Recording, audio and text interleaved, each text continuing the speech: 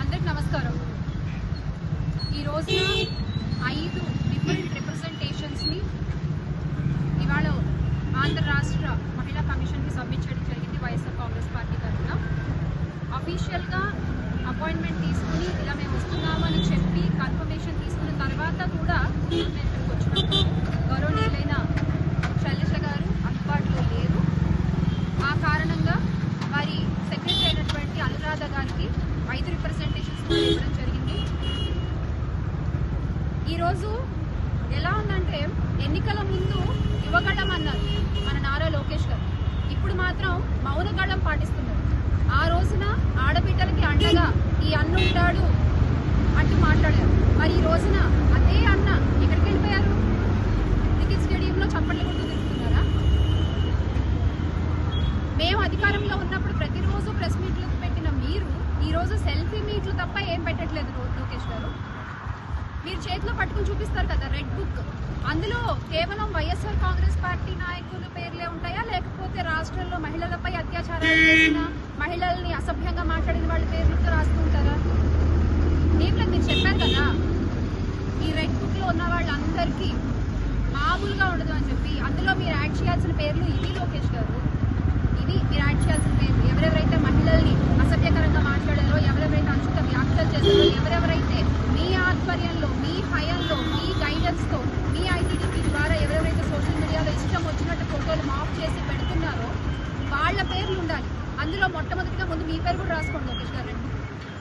ఎందుకంటే శాసన మండలిలో మీరు మా వరుడు కళ్యాణి గారిని, ఎమ్మెల్సీ గారిని ఏ భాషతో మాట్లాడారో రాష్ట్రం అంతా కూడా చూశారు. రాష్ట్రం అంతా కూడా చూశారు.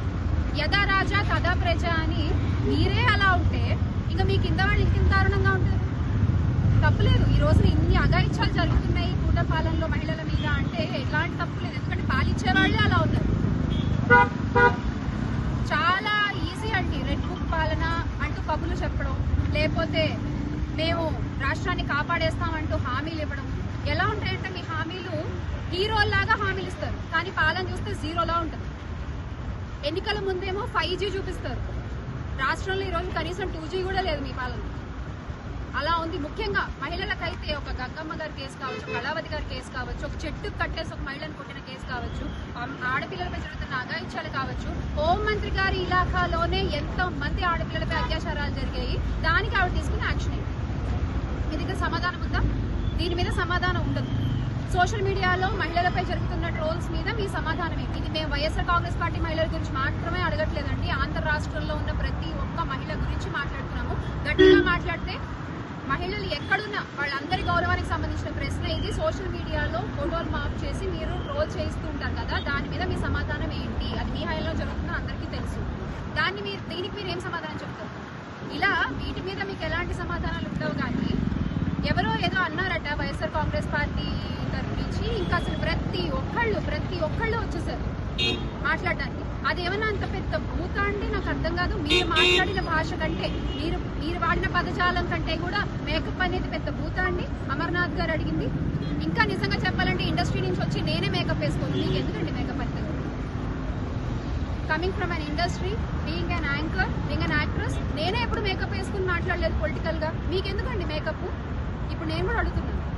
మీరు మాట్లాడాల్సినవి చాలా ఉన్నాయి విషయాలు, వాటన్నిటికీ టచ్అప్లు చేసేసి మీ మేకప్ల గురించి మాట్లాడారంటూ మాట్లాడితే మాత్రం మీకు మేకప్ ఖాయం. గుర్తుపెట్టుకోండి. ఈ రోజున 5 అక్నాలెడ్జ్మెంట్ కూడా తీసుకోవడం జరిగింది. వీ హోప్ మహిళా కమిషన్ రాష్ట్ర మహిళల వైపు నిలబడుతుంది అని మరొకసారి ఆశిస్తూ నమ్మకంతో వచ్చాము.